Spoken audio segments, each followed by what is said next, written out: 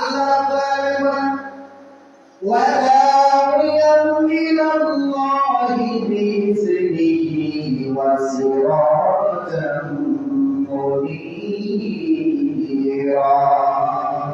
আল্লাহ রাব্বুল আলামিন বলেন তার উপরে যদি আপনি প্রশংসা করেন তাহলে পেয়ে যাবেন ওয়া দা'iyan ইলাল্লাহি বিইذনিহি ওয়া সিরাজাম মুনীরা।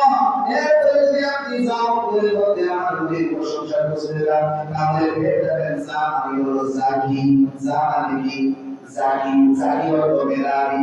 অর্থাৎ আল্লাহ হবে আল্লাহর পরে এই পৃথিবীতে সবচেয়ে বেশি মেধাবী সবচেয়ে বেশি জ্ঞানী আল্লাহ যাকে বানিয়েছেন তিনি হলেন আপনার আমার নবী মুহাম্মদুর রাসূলুল্লাহ।